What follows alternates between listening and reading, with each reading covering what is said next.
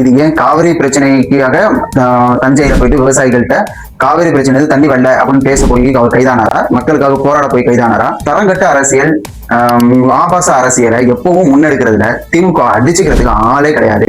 இதுவரை கேட்க ஆள் இல்லை. இப்போ திமுக வந்து ஒரு ஆபாச அரசியலை கடந்த 25 ஆண்டு காலமா அவங்க பேசிக்கிட்டே வந்தாங்க. ஆனா இப்போ அதுக்கான பேசுறதுக்கான வாய்ப்புகளை குறைக்கிற அளவுல நீ உரிமையில பேசு, என்ன வேணாலும் பேசிக்க, ஆனா ஆபாசமா அருவறுப்பா ஒரு தனிநபருடைய விஷயங்களை, ஒரு பெண்களை இழிவுபடுத்துறது யாருமே பேசினாலும் அதை அனுமதிக்க முடியாது.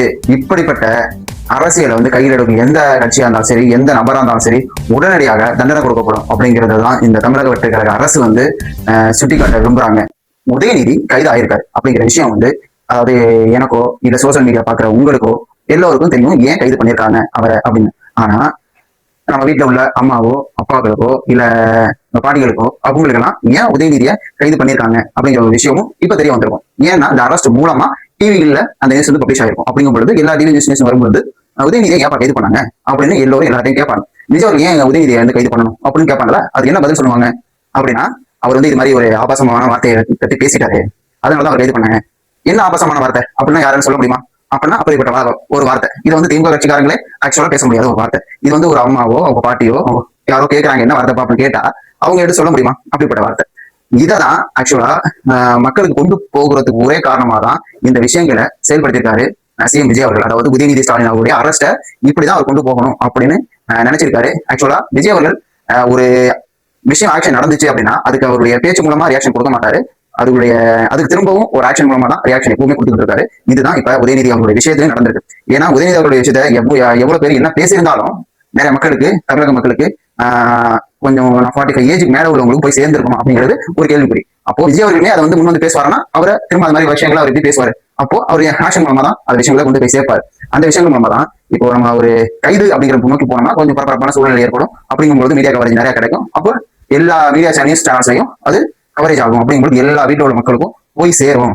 அப்போ உதயநிதி அவர்களுடைய லட்சணம் என்ன, டிஎம்கேயோட லட்சணம் என்ன அப்படிங்கிறது அப்படியே அப்பட்டமா தெரிஞ்சு போயிடும் அப்படிங்கிறத ஒரு நோக்கம். இன்னொரு நோக்கம் என்னன்னா, இனிமேலும் எந்த திமுக காரணம் சரி, யாரையும் சரி, தனிப்பட்ட முறையிலேயே யாரையுமே எவனும் உரிமையா பேசக்கூடாது, அசிங்கமா பேசக்கூடாது, பெண்களை ஆபாசமா பேசக்கூடாது அப்படிங்கிற இன்னொரு நோக்கத்துலயும் தான் இந்த கைது நடைபெற்றிருக்கு. ஆக்சுவலா இதை வந்து அவங்க ரிமாண்ட் கூட பண்ணல, கைது பண்ணி விசாரணைக்கு அழைச்சிட்டு போறாங்க. ஆக்சுவலா இது கைதுங்கிற மாதிரி தான் எல்லாரையும் பார்க்கப்படும். அப்படிங்கும்போது இது மீடியா கவரேஜ் பயமாக கிடைச்சது. இது வந்து இன்னும் ஊதி பெருசாக்குறாங்க திமுக காரங்க. அப்படிங்கும்போது எல்லாரையும் பார்க்கப்பட்டது.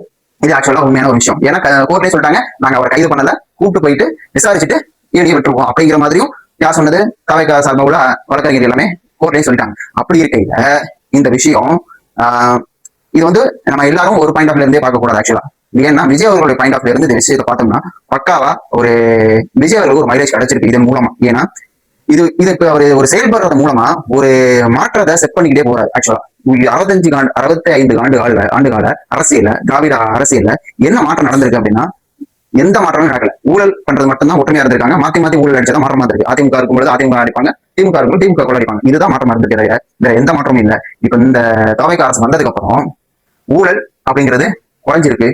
சட்ட ஒழுங்கு பிரச்சனைகளை சரிவர பின்பற்ற முனைப்பை காட்டிக்கிட்டு இருக்காங்க.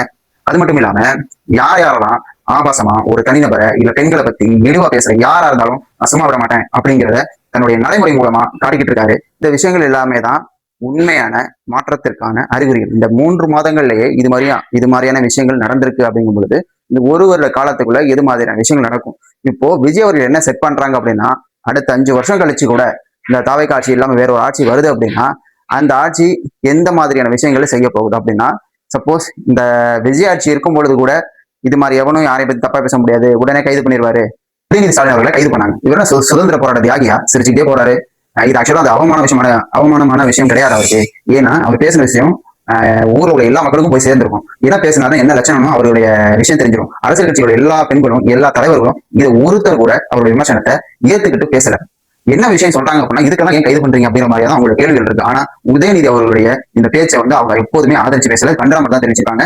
ஆனா இது மாதிரி பேச விட்ட அப்படின்னா தலைவரே போய் பேசுறாரு, நம்ம அவருக்கு மேல இன்னும் பேசணும் அப்படிங்கிற மாதிரியான முனைப்பு வந்து நிறைய வந்துடும். அதை அடக்கிறதுக்கு தான் இது மாதிரியான அரஸ்ட் வந்து ரொம்ப முக்கியமான ஒன்று.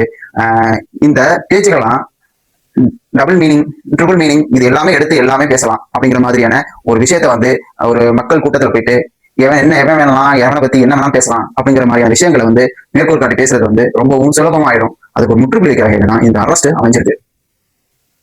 இதற்கு முட்டுக் கொடுக்குற வகையில டாக்டர் கிருஷ்ணசாமி அவர்கள் மற்றும் சீமான் அவர்கள் இவங்க எல்லாம் படையெடுத்து பெருசா வந்துகிட்டு இருக்காங்க. ஏன்னா சீமான் அவர்கள் என்ன சொல்றாங்க, அவர் இந்த காவிரி பிரச்சனை இந்த ஈடுபாடு காட்டல, உதயநிதி ஸ்டாலின் அவர் கைது பண்றதுல ஈடுபாடு காட்டிட்டு இருக்காரு அப்படிங்கிற மாதிரியான முட்டுக் கொடுக்க வந்து நிக்கிறாரு சீமான் அவர்கள். ஆக்சுவலா அவரையுமே இனிமேல் ஒரு நலங்களை கைது செய்யறதுனால வரும். ஏன்னா அவர் இதுக்கு மேல ஆபாசங்கள்லாம் நிறைய பேசியிருக்காரு, கலைஞரை பத்தியும் பேசியிருக்காரு, திமுக குடும்பத்தை பத்தி பேசியிருக்காரு. அப்படி இருக்கும்போது அவர் ரொம்ப பெருமையா திமுக காரங்க வந்து ரொம்ப பெருமையா சொல்லிக்கிறாங்க, நாங்க வந்து செயலை பிடிச்சி இழுத்தோம், நாங்க எடப்பாடி அந்த அளவுக்கு பேசியிருக்கோம், எம்ஜிஆர் அந்த அளவுக்கு பேசியிருக்கோம், ஆனா கைது நடவடிக்கை வரைக்கும் போனதே கிடையாதுப்பா. ஆனா இந்த அரசு வந்து இவ்வளவு கேவலமா எல்லாரும் கைது பண்றதுல ரொம்பவும் ஒரு சர்வாதிகார போக்குல நடந்துகிட்டு இருக்கு அப்படிங்கிறத அரசு பாரதி அவர் ரொம்ப பெருமையா சொல்லிக்கிறார். அவங்க பண்ணத தவறுகளை ரொம்ப பெருமையா சொல்லிக்கிறார். ஆக்சுவலா இது என்ன நடக்க போகுது அப்படின்னா, இந்த மக்கள் வந்து இவங்க அடுத்த முறை ஏத்துப்பாங்க அப்படிங்கிற ஒரு நினைப்புலையே ஒரு மெதப்புலையே பேசிக்கிட்டே இருக்காங்க. ஆக்சுவலா இது சாத்தியமான விஷயம் கிடையாது. ஆக்சுவலா அடுத்த 2031 அரசியல்ல இவங்க தாக்கு பிடிக்கணும் அப்படின்னா மக்கள் மத்தியில் நல்ல பேர் எடுக்கணும். இது மாதிரியான அருவருப்பான ஆபாசமான அரசியல் கையில் வச்சுட்டு இருந்தாங்க அப்படின்னா மக்கள் அவங்க நிராகரிச்சதுக்கு இதுவும் ஒரு முக்கியமான காரணம். இவங்க இருந்த சர்வாதிகார போக்கு, ஆல்ரெடி இருந்த ஆட்சியில் இருக்கும்போது சர்வாதிகார போக்கு திரும்பவும் எதிர்கட்சியா இருக்கும்போதும் அதுக்கு மேல பண்ணுவாங்க. ஏன்னா சட்ட ஒழுங்கு பிரச்சனை உங்களுக்கு கிடையாது. முன்னாடி சட்ட ஒழுங்கு பிரச்சனை வந்துச்சுன்னா ஆட்சி கேட்கும் அப்படிங்கிறதுக்காக நிறைய விஷயம் கையில் எடுக்க மாட்டாங்க. இப்போ நிறைய விஷயம் கையில் எடுப்பாங்க, சட்ட ஒழுங்கே பாதிக்கப்படட்டும் அப்படிங்கிறத நிறைய விஷயம். இப்போ என்ன பண்ணாங்க, உதயநிதி ஸ்டாலின் கைது பண்ணதும் நிறைய கடைகள் அடைங்க, கடையை க்ளோஸ் பண்ணுங்க அப்படின்னு சொல்றது, அது மட்டும் ரோட்ல வரம் போறோம் அடிக்கிறது, இது மாதிரியான விஷயங்கள் வந்து எப்படி மக்களுக்கு நல்மதிப்பை திமுக மீது கொடுக்கும், எப்படி தன்னை பெருமையா காட்டிக்கிறதுக்காக தன்னை ஒரு ஹீரோ மாதிரி இதுல ஹீரோ ஆகுறது என்ன இருக்கு, ஹீரோன்னு நினைச்சிட்டாங்க. ஆக்சுவலா உதயநிதி அவர்கள் முட்டாள். அது முடிச்சுட்டு கைது அரெஸ்ட் பண்ணிட்டாங்க, அவரை செங்கப்பட்டி ஸ்டேஷன் கொண்டு போயிட்டாங்க, திரும்பவும் விட்டுட்டு வந்து பேட்டி கொடுக்குறாரு, நான் சொன்னது எல்லாமே தவறாக புரிஞ்சுக்கிட்டாங்க, தவறாக புரியப்பட்டு திருச்சி பேசப்பட்டு வீடியோ வந்திருக்கு, காப்பி அண்ட் பேஸ்ட் பண்ணியிருக்காங்க, அந்த வீடியோவை வச்சுக்கிட்டு எங்களை அரெஸ்ட் பண்ணியிருக்காங்க அப்படிங்கிற மாதிரியான ஒரு வந்து என்ன சொல்றாரு, விளக்கம் கொடுக்குறாரு. மக்கள் அவருக்கு ஆக்சுவலா தெரிஞ்சு போச்சு இது மாதிரி விஷயம் மக்களிடம் போய் சேரப்போகுது அப்படிங்கிறத ஸ்டாப் பண்றதுக்காக ஒரு விளக்கம் கொடுக்குறாரு. புரிஞ்சுங்களா சொல்றது? அப்ப என்ன விஷயங்கிறது அவருக்கு தெரியுது. ஆனா அப்போ அந்த கூட்டத்துல அந்த ஒரு நடிகை பத்தி குரல் வரும்பொழுது அதெல்லாம் பேசக்கூடாதுப்பா, ஸ்டாப் பண்ணுங்க அப்படின்னு சொல்லி ஒரு சைகை கொடுத்திருந்தா, இல்ல ஏதாவது பேச்சு பேசியிருந்தா அப்ப நீ சரியான ஒரு தலைவர், சரியான மனுஷன்.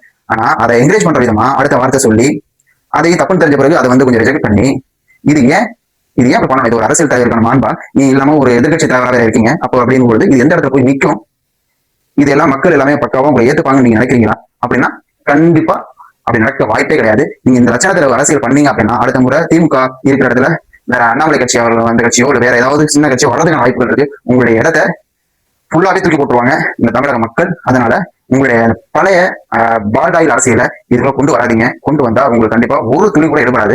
இதுதான் நிதர்சனமான உண்மை. இந்த பதிவுல நான் பேசின கருத்துக்கள் இருந்து மாறுபட்ட கருத்துக்கள் இருந்ததுன்னா கமெண்ட்ஸ்ல பதிவிடுங்க. உங்களுடைய இது மாதிரியான அன்றாட அரசியல் நிகழ்வுகளை பற்றிய கருத்துக்கள் எதுவும் உங்களுக்கு தெரிஞ்சுக்க விரும்புனீங்க அப்படின்னா சப்ஸ்கிரைப் பண்ணி வச்சுக்கோங்க. நாளை வேறு ஒரு தகவலுடன் உங்களை சந்திக்கிறேன். நன்றி.